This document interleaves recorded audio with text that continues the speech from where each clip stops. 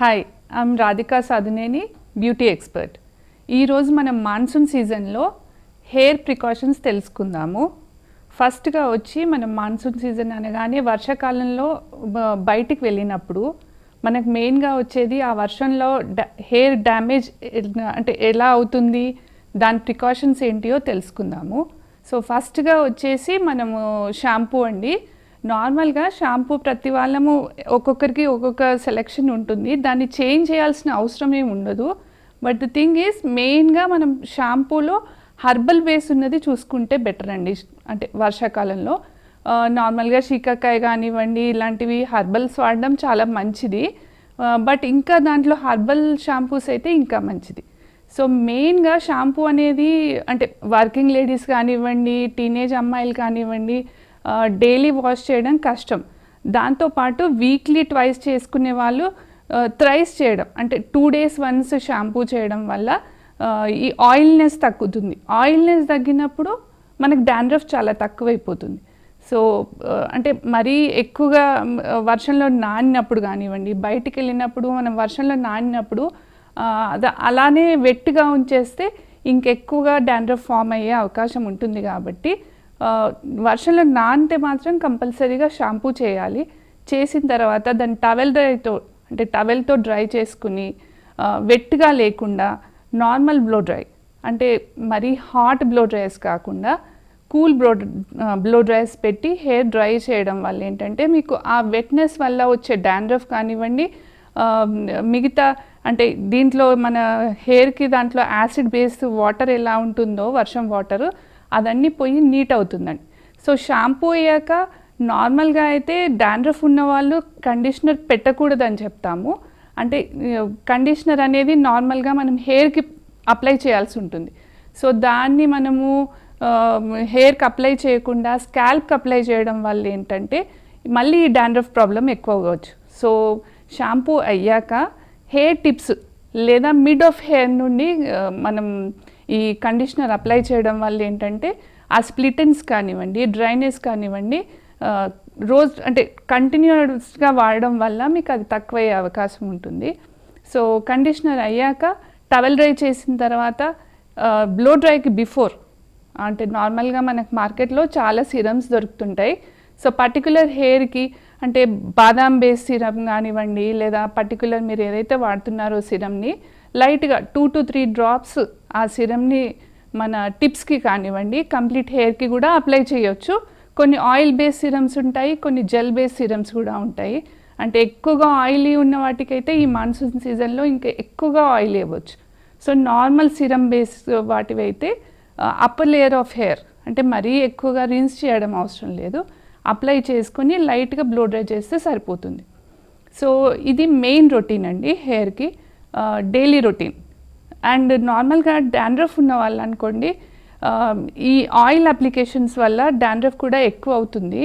అట్లా అని మొత్తం ఆయిల్ అప్లై చేయకుండా కూడా ఉండొద్దండి, మానేయకూడదు. ఎప్పుడైతే మనం ఆయిల్ అప్లై చేయాలి అని అనుకున్న వాళ్ళు, డాండ్రఫ్ ఉన్న వాళ్ళు అయితే కొంచెం లూక్వామ్ అంటే ఇప్పుడు మనం కోకోనట్ ఆయిల్ ఉంటుంది కదా, కోకోనట్ ఆయిల్ని హాట్ వాటర్ చేసి ఓ బౌల్లో కోకోనట్ ఆయిల్ తీసుకొని ఆ హాట్ వాటర్లో పెట్టడం వల్ల ఏంటంటే ఆయిల్ కొంచెం లూక్వామ్ అవుతుంది. సో ఆ లూక్వామ్ ఆయిల్ని మనం అప్లై చేసుకుని జస్ట్ స్టీమ్ లాగా కాకుండా టవెల్ని హాట్ వాటర్లో డిప్ చేసి ఆ టవెల్ని మనం టై చేయడం వల్ల ఏంటంటే ఆ హాట్నెస్ అనేది ఏదైతే ఉంటుందో మన స్కాల్ప్కి పోయి పోర్స్ ఓపెన్ అయ్యి మీరు అప్లై చేసిన ఆయిల్ కూడా డీప్గా పెనట్రేట్ అయ్యి మన హెయిర్ ఏదైతే ఉందో రూట్ అది స్ట్రాంగ్ అవుతుంది. సో ఈ కోకోనట్ ఆయిల్లో లైట్గా బాదాం ఆయిలే కానివ్వండి, లేదా మీరు ప్యూర్గా ఇంట్లో చేసుకోవాలనుకుంటే కోకోనట్ మనది ఏదైతే ఆయిల్ ఉంటుందో ఈ ఆల్మండ్స్ని 4 ఆల్మండ్స్ తీసుకొని వాటిని కట్ చేసి ఆ ఆల్మండ్స్ని దాంట్లో పెట్టి ఒక 2 minutes ఈ కోకోనట్ ఆయిల్ని వేడి చేయడం వల్ల ఏంటంటే ఈ ఆల్మండ్ బేస్ ఏదైతే ఉంటుందో దాంట్లో ఆయిల్లోకి వెళ్ళిపోయి మీకు మంచి షైనింగ్ రావచ్చు హెయిర్లో. సో అది మీరు బాటిల్లో పెట్టి 2 days వన్స్ అప్లై చేసుకున్న అంటే బిఫోర్ హెయిర్ వాష్కి బిఫోర్ అప్లై చేసుకుని ఇలా స్టీమ్ లాగా హాట్ టవెల్ని పెట్టి ఆ తర్వాత షాంపూ చేసుకున్నట్టయితే ఇంకా మంచి రిజల్ట్స్ ఉంటుంది. సో డాండ్రఫ్ వాళ్ళు ఏంటంటే ఆయిల్ అప్లై చేసి వెంటనే షాంపూ చేసుకోవాలి. ఎక్కువసేపుగా ఆయిల్ ఉన్నట్టయితే ఆ డాండ్రఫ్కి ఇంకా ఎక్కువ గ్రీజీనెస్ వచ్చి ఇంకా ఎక్కువ పెరిగే అవకాశం ఉంటుంది. అండ్ ఆయిల్ అప్లై చేసుకొని మాన్సూన్ సీజన్లో మనం వర్షంలో బయటికి వెళ్ళినప్పుడు కూడా అది ఎక్కువగా గ్రీజీ ఫామ్ అవుతుందండి. సో డాండ్రఫ్ ఉన్న వాళ్ళకి ఈ 2-3 మనం ప్రికాషన్స్ తీసుకున్నట్టయితే మీకు డాండ్రఫ్ పెరగదు. అంటే నార్మల్గా మాన్సూన్ సీజన్లో డాండ్రఫ్ పెరిగే అవకాశం ఎక్కువ ఉంటుంది కాబట్టి ఈ ప్రికాషన్స్ తీసుకున్న వల్ల మీకు తక్కువ అయ్యే అవకాశం ఉంది. సో దానికి నైట్ కూడా మనం కొన్ని హెయిర్ అప్లికేషన్స్లో కూడా ప్యాక్స్ అప్లై చేసుకోవచ్చు. అంటే నైట్ మీరు పడుకునే ముందు నార్మల్గా ఆయిల్ అప్లై చేసే వాళ్ళైతే డాండ్రఫ్ లేని వాళ్ళు అప్లై చేసుకోవచ్చు. డాండ్రఫ్ ఉన్న వాళ్ళు అనుకుంటే మాత్రం బిఫోర్ వాష్ అంటే హెయిర్ వాష్ చేసే ముందు అప్లై చేసుకోవాలి. హెయిర్ వాష్ తర్వాత వాడే దాంట్లో కూడా ఈ సిరమ్స్ ఉంటాయి. సిరమ్స్ ఏంటంటే పైనుండి అప్లై చేసినట్టయితే డాండ్రఫ్తో పాటు మనం హెయిర్ స్ప్లిటెన్స్ ఉంటాయి కదా, స్ప్లిటెన్స్ కానివ్వండి, డ్రైనెస్ కానివ్వండి, ఈ సిరమ్స్ తీసేస్తుంది. సో దాన్ని కూడా లైట్గా అప్లై చేసుకోవచ్చు. బయటికి మాన్సూన్ సీజన్లో ఎక్కువ మట్టుకు హెయిర్ ఓపెన్ పెట్టకుండా టై చేసేసుకొని, అంటే బయట పొల్యూషన్లో కానీ వర్షంలో వెళ్ళినప్పుడు ఏదైనా స్కార్ఫ్ కానివ్వండి, క్యాప్ కానివ్వండి అప్లై చేసుకున్నట్టయితే ఆ వాటర్ ఇంకా మళ్ళీ హెయిర్ పైన పడకుండా జాగ్రత్త, లేదా అంబ్రెల్లా డిపెండ్స్, మీరు అలా కాపాడుకున్నట్టయితే ఈ డాండ్రఫ్ కూడా రాకుండా ఉంటుంది.